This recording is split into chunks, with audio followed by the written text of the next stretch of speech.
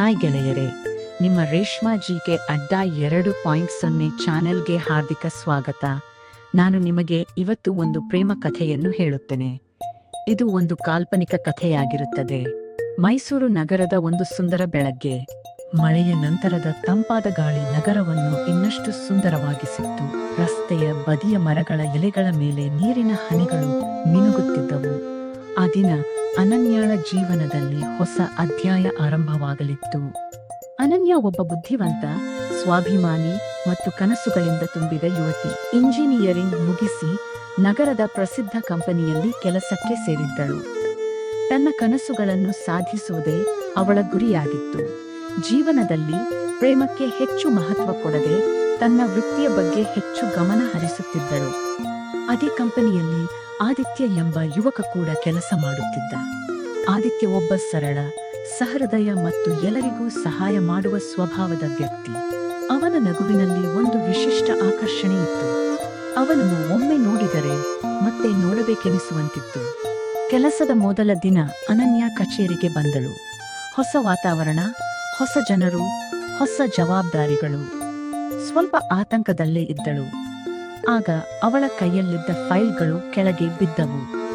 ಓ ಸಾರಿ ಎಂದು ಅವಳು ತಲೆ ತಗ್ಗಿಸಿ ಫೈಲ್ಗಳನ್ನು ಎತ್ತಿಕೊಳ್ಳಲು ಪ್ರಯತ್ನಿಸಿದಳು.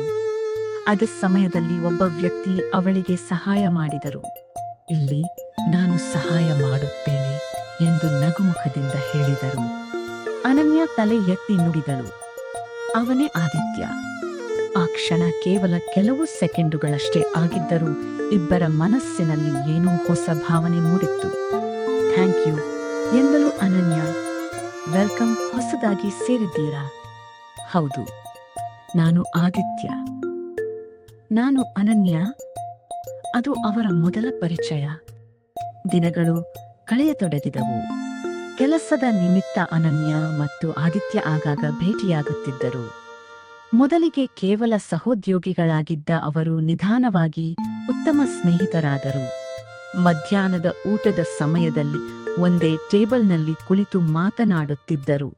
ಕೆಲವೊಮ್ಮೆ ಕಾಫಿ ಕುಡಿಯಲು ಹೋಗುತ್ತಿದ್ದರು. ಒಂದು ದಿನ ಆದಿತ್ಯ ಕೇಳಿದ, ನಿನಗೆ ಜೀವನದಲ್ಲಿ ಅತಿ ದೊಡ್ಡ ಕನಸು ಯಾವುದು? ಅನನ್ಯ ಸ್ವಲ್ಪ ಯೋಚಿಸಿ ಹೇಳಿದಳು, ನನ್ನ ತಂದೆ ತಾಯಿಗೆ ಹೆಮ್ಮೆ ತರುವಂತೆ ಬದುಕಬೇಕು. ಆದಿತ್ಯ ನಗುತ್ತಾ ಹೇಳಿದ, ಅದು ತುಂಬಾ ದೊಡ್ಡ ಕನಸು. ನಿನ್ನದು? ನಾನು ಪ್ರೀತಿಸುವ ಜನರನ್ನು ಸದಾ ಸಂತೋಷವಾಗಿಡಬೇಕು. ಆ ಉತ್ತರ ಅನನ್ಯಾಳ ಮನಸ್ಸಿಗೆ ತುಂಬಾ ಇಷ್ಟವಾಯಿತು. ಅವಳು ಮೊದಲ ಬಾರಿಗೆ ಆದಿತ್ಯನನ್ನು ಕೇವಲ ಸ್ನೇಹಿತನಂತೆ ಅಲ್ಲ, ವಿಶೇಷ ವ್ಯಕ್ತಿಯಂತೆ ನೋಡಲು ಆರಂಭಿಸಿದಳು.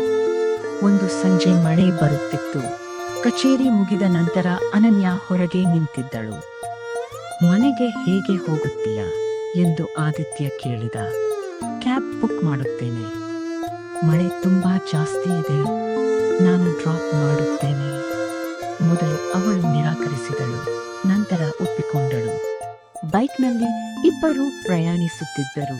ತಂಪಾದ ಗಾಳಿ, ಮಳೆಯ ಹನಿಗಳು, ರಸ್ತೆಯ ದೀಪಗಳು ಎಲ್ಲವೂ ಸಿನಿಮಾ ದೃಶ್ಯದಂತೆ ಕಾಣುತ್ತಿತ್ತು. ಆ ಕ್ಷಣದಲ್ಲಿ ಅನನ್ಯಾಳ ಮನಸ್ಸಿನಲ್ಲಿ ಒಂದು ಪ್ರಶ್ನೆ ಮೂಡಿತು. ನಾನು ಆದಿತ್ಯನನ್ನು ಪ್ರೀತಿಸುತ್ತಿದ್ದೀನೆಯೇ? ಅವಳಿಗೆ ಉತ್ತರ ಗೊತ್ತಿರಲಿಲ್ಲ. ಆದರೆ ಅವನ ಜೊತೆ ಇದ್ದಾಗ ಮಾತ್ರ ತನ್ನ ಮನಸ್ಸಿಗೆ ಶಾಂತಿ ಸಿಗುತ್ತದೆ ಎಂಬುದು ತಿಳಿದಿತ್ತು. ಕೆಲವು ತಿಂಗಳ ನಂತರ ಆದಿತ್ಯನಿಗೆ ಬೆಂಗಳೂರಿನ ಶಾಖೆಗೆ 6 ತಿಂಗಳ ಪ್ರಾಜೆಕ್ಟ್ ಸಿಕ್ಕಿತು. ಈ ಸುದ್ದಿ ಕೇಳಿ ಅನನ್ಯಾಳ ಮನಸ್ಸು ಬೇಸರಗೊಂಡಿತು. 6 ತಿಂಗಳು ಎಂದು ಕೇಳಿದಳು. ಹೌದು, ಆದರೆ ಬೇಗ ಮುಗಿಯುತ್ತದೆ. ಅವಳು ನಗಲು ಪ್ರಯತ್ನಿಸಿದಳು, ಆದರೆ ಒಳಗೆ ಖಾಲಿತನ ಕಾಡುತ್ತಿತ್ತು. ಆದಿತ್ಯ ಬೆಂಗಳೂರಿಗೆ ಹೋದ. ಮೊದಲ ಕೆಲವು ದಿನಗಳು ಸಾಮಾನ್ಯವಾಗಿದ್ದವು. ನಂತರ ಅನನ್ಯಾಳಿಗೆ ಅವನ ಕೊರತೆ ತುಂಬಾ ಅನುಭವವಾಗತೊಡಗಿತು. ಪ್ರತಿ ಬೆಳಗ್ಗೆ ಅವನ ಸಂದೇಶಕ್ಕಾಗಿ ಕಾಯುತ್ತಿದ್ದಳು. ಪ್ರತಿ ರಾತ್ರಿ ಅವನೊಂದಿಗೆ ಮಾತನಾಡಿದ ನಂತರವೇ ಮಲಗುತ್ತಿದ್ದಳು. ಆಗ ಅವಳಿಗೆ ಸತ್ಯ ಅರಿವಾಯಿತು. ಅವಳು ಆದಿತ್ಯನನ್ನು ಆದಿತ್ಯ ಮರಿ ಬಂದ. ಅನನ್ಯ ಸ್ನೇಹಿತೆ ಇರಲಿಲ್ಲ. ಪೂಜಾ ಕೇಳಿದಳು, ಆದರೆ ಒಂದು ದಿನ ಆದಿತ್ಯನನ್ನು ಪ್ರೀತಿಸು ಯಾರೋ ಹೇಳಿದರು. ಅನ್ಯ ಆಶ್ಚರ್ಯ. ಆದಿತ್ಯನ ಮದುವೆ ಮಾತುಕತೆ ಯಾಕೆ ಹಾಗೆ ಕೇಳುತ್ತಿದ್ದೀಯಾ? ಈ ಮಾತು ಕೇಳಿದ ಕ್ಷಣ ಅನನ್ಯಾಳ ಹೃದಯ ಬದಲಾಗುತ್ತದೆ. ಅವಳು ದಿನವಿಡೀ ಮಾತಾಡಲಿಲ್ಲ. ಸ್ವಲ್ಪ ಹೊತ್ತಿನ ನಂತರ ನಿಧಾನವಾಗಿ ತಡ ಮಾಡಿದ್ದೇನೆ. ಹೌದು, ನಾನು ಅವನನ್ನು ಪ್ರೀತಿಸುತ್ತೇನೆ. ಮರುದಿನ ಆದಿತ್ಯ ಅವಳನ್ನು ಭೇಟಿಯಾದ ಪ್ರೀತಿಯನ್ನು ಒಪ್ಪಿಕೊಂಡಳು. ಯಾಕೆ ಇಷ್ಟು? ಆದರೆ ಒಂದು ಭಯ ಕಾಡುತ್ತಿತ್ತು. ಅವನಿಗೂ ಇದೇ ಭಾವನೆ ಇದೆ. ನನ್ನಿಂದ ಏನು ಮರೆ ಮಾಡುತ್ತಿದ್ದೀಯಾ? ಅವಳು ಕಣ್ಣೀರನ್ನು ತಡೆಯಲಾಗಲಿಲ್ಲ. ನಿನ್ನ ಮದುವೆ ಆಗುತ್ತಿದೆ ಅಂತ ಕೇಳಿದೆ. ಆದಿತ್ಯ ಕೆಲ ಕ್ಷಣ ಅವಳನ್ನು ನೋಡಿದ. ನಂತರ ನಕ್ಕ. ಯಾರೋ ಹೇಳಿದರು, ಎಲ್ಲರೂ ಮಾತನಾಡುತ್ತಿದ್ದಾರೆ, ಅದು ಕೇವಲ ಮಾತುಕತೆ. ನಾನು ಯಾರನ್ನೂ ಒಪ್ಪಿಕೊಂಡಿಲ್ಲ. ಅನನ್ಯಾಳ ಮುಖದಲ್ಲಿ ಆಶೆಯ ಕಿರಣ ಮೂಡಿತು. ಕೆಲವು ದಿನಗಳ ನಂತರ ಆದಿತ್ಯ ಅನನ್ಯಾಳನ್ನು ಒಂದು ಉದ್ಯಾನವನಕ್ಕೆ ಕರೆದುಕೊಂಡು ಹೋದ. ಸಂಜೆಯ ಸೂರ್ಯ ಅಸ್ತಮಿಸುತ್ತಿದ್ದ. ಹಕ್ಕಿಗಳ ಕಲರವ ಕೇಳಿಸುತ್ತಿತ್ತು. ಆದಿತ್ಯ ನಿಧಾನವಾಗಿ ಮಾತನಾಡಲು ಆರಂಭಿಸಿದ. ಅನನ್ಯ, ನಾನು ಒಂದು ವಿಷಯ ಹೇಳಬೇಕು. ಅವಳ ಹೃದಯ ಜೋರಾಗಿ ಬಡಿತ ಹೊಡೆಯುತ್ತಿತ್ತು. ಹೇಳು. ನಾನು ನಿನ್ನನ್ನು ಮೊದಲ ದಿನ ನೋಡಿದಾಗಲೇ ವಿಶೇಷ ವ್ಯಕ್ತಿ ಎಂದು ಅನಿಸಿತ್ತು. ಅನನ್ಯ ಮೌನವಾಗಿದ್ದಳು. ನಿನ್ನ ಜೊತೆ ಕಳೆದ ಪ್ರತಿಯೊಂದು ಕ್ಷಣ ನನಗೆ ಅಮೂಲ್ಯ. ಅವನು ಅವಳ ಕೈ ಹಿಡಿದ. ಅನನ್ಯ, ನಾನು ನಿನ್ನನ್ನು ಪ್ರೀತಿಸುತ್ತೇನೆ. ಅವಳ ಕಣ್ಣುಗಳಲ್ಲಿ ಸಂತೋಷದ ಕಣ್ಣೀರು ತುಂಬಿತು. ನಾನು ನಿನ್ನನ್ನು ಪ್ರೀತಿಸುತ್ತೇನೆ ಆದಿತ್ಯ. ಆ ಕ್ಷಣದಲ್ಲಿ ಇಬ್ಬರ ಹೃದಯಗಳು ಒಂದಾದವು. ಪ್ರೀತಿ ಸುಲಭವಾಗಿರಲಿಲ್ಲ. ಎರಡೂ ಕುಟುಂಬಗಳಿಗೆ ಬೇರೆ ಬೇರೆ ನಿರೀಕ್ಷೆಗಳಿದ್ದವು. ಅನನ್ಯಾಳ ತಂದೆ ಆರಂಭದಲ್ಲಿ ಒಪ್ಪಲಿಲ್ಲ. ನಾವು ಬೇರೆ ಕುಟುಂಬದವರನ್ನು ಹುಡುಕಿದ್ದೇವೆ ಎಂದರು. ಆದರೆ ಆದಿತ್ಯ ಹಿಂಜರಿಯಲಿಲ್ಲ. ಅವನು ಅನನ್ಯಾಳ ಕುಟುಂಬದ ವಿಶ್ವಾಸ ಗಳಿಸಲು ಪ್ರಯತ್ನಿಸಿದ. ತಂದೆಯ ಆರೋಗ್ಯ ಸಮಸ್ಯೆ ಇದ್ದಾಗ ಆಸ್ಪತ್ರೆಯಲ್ಲಿ ಸಹಾಯ ಮಾಡಿದ. ಕುಟುಂಬದ ಕಷ್ಟದ ಸಮಯದಲ್ಲಿ ಅವರ ಜೊತೆಗೆ ನಿಂತ. ನಿಧಾನವಾಗಿ ಎಲ್ಲರ ಮನಸ್ಸು ಬದಲಾಗತೊಡಗಿತು. ಒಂದು ದಿನ ಅನನ್ಯಾಳ ತಂದೆ ಆದಿತ್ಯನನ್ನು ಕರೆಸಿಕೊಂಡರು. ನಿನ್ನ ಬಗ್ಗೆ ನಾವು ತಪ್ಪಾಗಿ ಅರ್ಥ ಮಾಡಿಕೊಂಡಿದ್ದೇವೆ. ಆದಿತ್ಯ ಮೌನವಾಗಿದ್ದ. ನೀನು ನಮ್ಮ ಮಗಳ ಸಂತೋಷಕ್ಕಾಗಿ ಎಲ್ಲವನ್ನೂ ಮಾಡಿದ್ದೀಯ. ಅವರು ನಗುತ್ತಾ ಹೇಳಿದರು, ನಮ್ಮ ಆಶೀರ್ವಾದ ನಿಮ್ಮಿಬ್ಬರಿಗೂ ಇದೆ. ಆ ಮಾತು ಕೇಳಿ ಅನನ್ಯ ಮತ್ತು ಆದಿತ್ಯ ಇಬ್ಬರ ಕಣ್ಣುಗಳಲ್ಲೂ ಸಂತೋಷದ ಕಣ್ಣೀರು ಮೂಡಿತು.